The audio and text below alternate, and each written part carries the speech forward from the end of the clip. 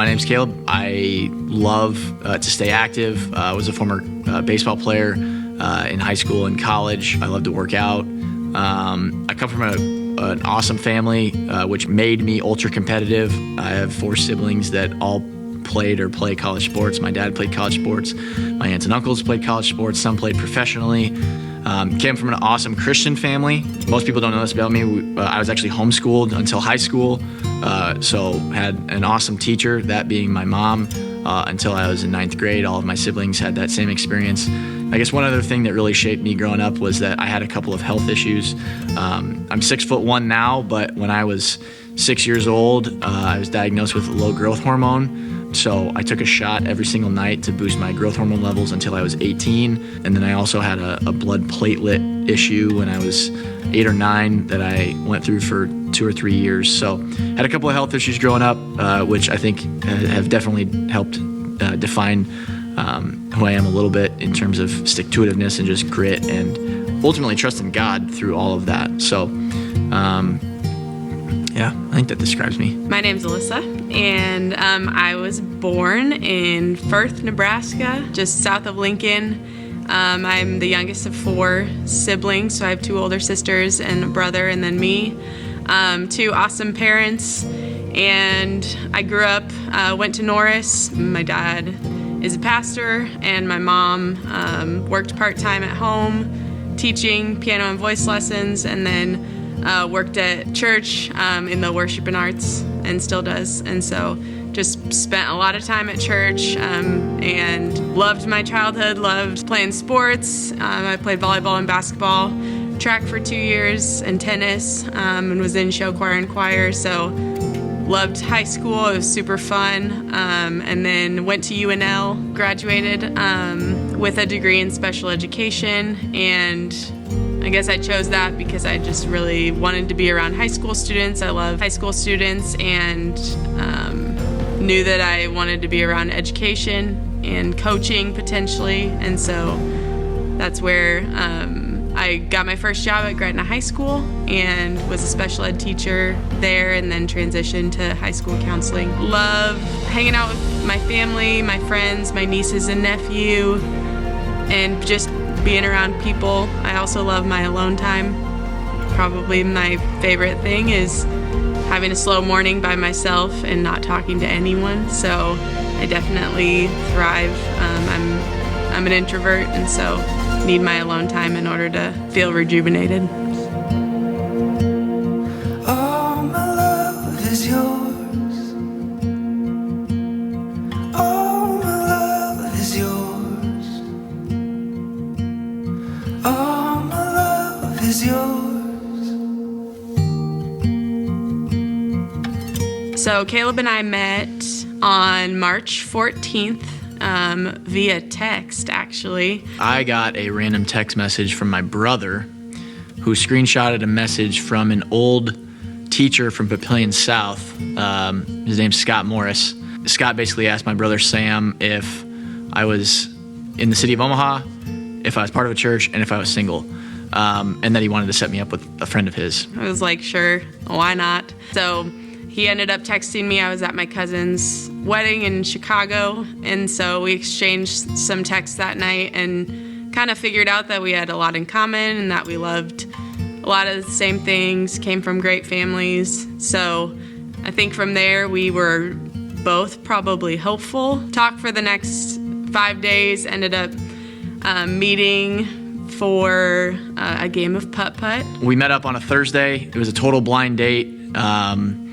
I had not even seen a picture of her, and was sitting there for 5-10 minutes, and then in comes walking in this blonde girl that I was really hoping was Alyssa, and it was. Now that I know his family loves putt-putt too, I've played more putt-putt in the last year than ever before in my life. After 3 holes of putt-putt, when my tee shot on number 3 was pretty bad, and she kind of looked at me and was like, well, that's embarrassing. That kind of calmed me down, honestly. My nerves kind of went down, and I knew the rest of that was pretty solid, and we talked about our families a lot, which is super important to both of us. It was very comfortable and just felt very natural to talk to him. So after we played a game of putt-putt, we ended up going to Qdoba. Got to talk more, and I do remember close to the end of the date, we were both kind of looking at each other like, okay, we feel like this is going well, and it's kind of blowing our mind, like how similar we are and just how easy it was to talk to each other. He said when I gave him a hug at the end of the night and like squeezed tighter, that's how he knew that I was interested. So I don't know. A couple days later, the next Saturday, we went downtown, hit up the pedestrian bridge, went to Roja, which is probably our favorite restaurant. It was a very like casual day. It seemed weird that it was so natural to me. We went and got coffee, just kind of sat and talked. And then we went and got chicken fajitas, which is a staple to nearly every date. After date number 2, I was really, really excited. I mean, I was really excited going into the first one, but after the second one, I knew there was a legitimate shot. And so at the end of the second one, I was just like, hey, look, I'm really, really interested in you. I really like you already. And I basically asked her if she felt the same way, and she said, yeah. I think it was that Tuesday. She was going to Texas for a friend's wedding, so she was gonna be gone Tuesday through Saturday or Sunday. And so we wouldn't have probably done this if that wasn't the case, but we then hung out for a third time in a row on that Monday. So Thursday, Saturday, Monday. That Monday was when things I definitely would say were like, yeah, we're like, we're dating each other. I would say, after the second or third, I definitely knew there was a pretty good chance and that, I was going to at least introduce her to my family, which I had never done before. She came over with me to my parents' house. All my siblings were there. We were just grilling out, ate dinner. And then afterwards, I think my dad was sitting there talking.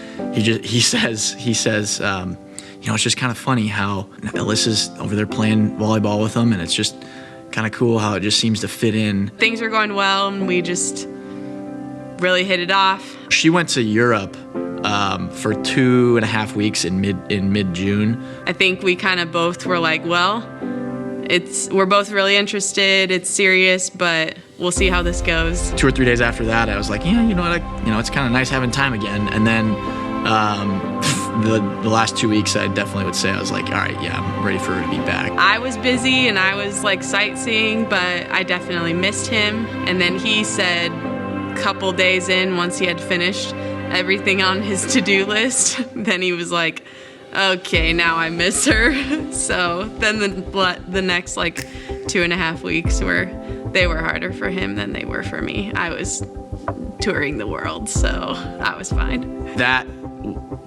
probably was where I was like, all right, like this is probably gonna happen. And I think I maybe called my parents either when she was in Europe or right when she got back to like tell them that. We didn't really start talking about getting married yet because we didn't really think that we were gonna get married this quickly. I think there was still some like fears for me that Caleb and I kept working through, and the whole time he was just so confident and so comforting if I was ever like nervous or scared. And so I think that really spoke volumes to me and was just super helpful in the process. I don't know if it was right before then or around that time that I was just like, okay, I don't know what else I would be looking for that Caleb doesn't have.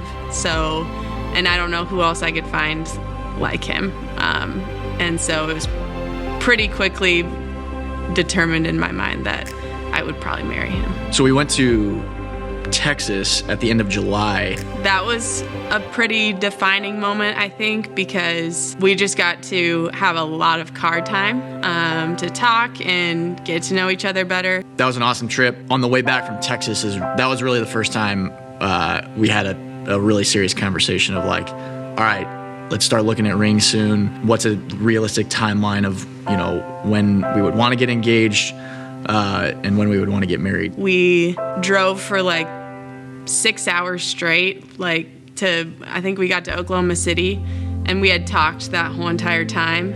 And I was like, okay, I don't talk a lot. So I was like, if I can talk to someone for 6 hours straight and not be like bored of them or, tired of talking, then that's probably a really good sign that he's my best friend, that we want to do life together. We want to be life teammates. I think first week of August is when we went ring shopping for the first time.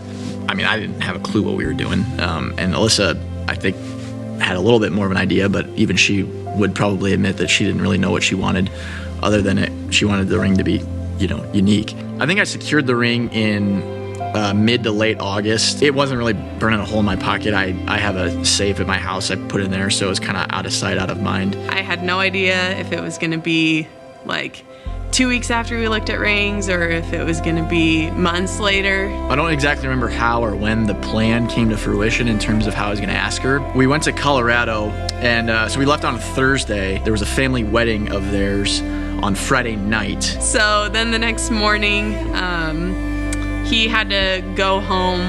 I got to leave on Saturday around noon so that I can be back at church, which was totally not the case, but she bought it. I left, packed everything, got in my car, and I met up with an old buddy that I played college baseball with, Isaac Holt. Hannah and Brooke really did a great job of somehow coming up with a story to get the entire family to go to this random, nature trail walk thing right before the Nebraska-Colorado game. And I am clueless. We end up going over a bridge, and there's kind of these little pools of water, I guess. And my sister's like, oh, it looks like someone's taking senior pictures. And there's a photographer just standing out in the middle of nowhere, right in front of me, taking pictures. And I was like, oh, okay, cool.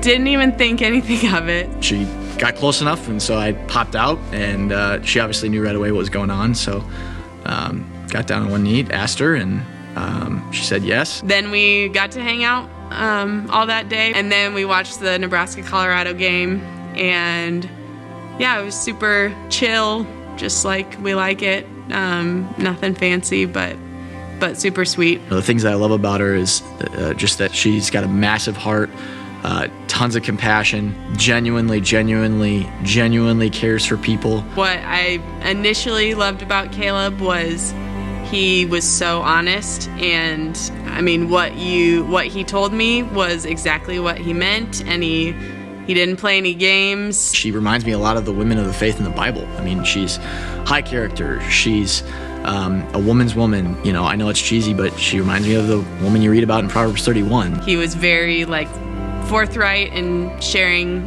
how he was feeling and where he was at, and that just put me at ease, because then I could be honest with him back. I love that he is confident. I think that's always been something that I have looked for, is just a man who's not hesitant or unsure of himself, and I would say that's one of his greatest strengths, is his confidence. I don't know if everyone would think of the words kind and sweet to describe Caleb, but I've told him many times, those are words that I would use to describe him. I love that he loves the Lord, that he pursues the Lord, and that's just always going to be at the top of his priority list, so I never have to, question where he's at with that. I love that he's athletic and that he loves lifting so much. I guess there's so many things about Caleb that I love and appreciate and just really respect about him, that it's hard to stop somewhere, because I feel like I could just keep going. She's done a great job of being a cheerleader, and she's becoming my teammate, which is awesome. She's a great teammate. I think those are, that pretty much speaks to, why I like her, why I love her, and I think why we're going to be, great husband and wife together.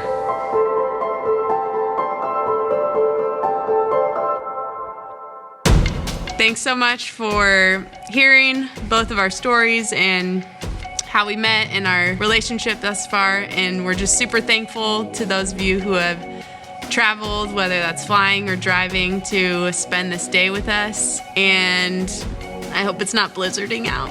Ooh. Maybe it's 50 degrees. I don't know. But you guys know. They do know. But it's also several weeks before the wedding, but we're also on screen right now. I know. How is that possible? Is it like, are we like omnipresent right now? I can't wait for the wedding. But it's in 15 minutes. No, it's in like 2. Nice. Well, what's going to happen after the wedding? We're going to have a reception. Nice. With all of our favorite people. What kind of food are we in the gonna room? What kind of food do you think we're going to have? I hope it's Mexican. Shout out to Aunt Kathy. Chips and salsa? Of course. Nice. Duh. It's like every date that we ever go on. What are we going to have for dessert? I don't think either of us cared, so we did cake. Hope that's okay with you. Wait, we're doing cake? Yeah. I thought we were doing something else. No, Are we even going to eat it? probably not. Who likes cake anyway? Are we gonna, I don't really are we love gonna, cake. Are we going to dance? Is there going to be a dance? Well, I'll dance. I don't know if you will. I don't dance. I know. You guys are going to have to convince But me. he to dance. I'm going to be really mad I said this, but you guys are going to have to convince me to dance. Isn't there like a son-mother dance? Yeah. I'm not doing that. Oh my gosh. All right, babe. It's almost time. I know. You ready to do this thing? Let's do this thing. All right. I'm sitting right here, but you're about to walk down the aisle to me. I know. Can't wait. Let's do this.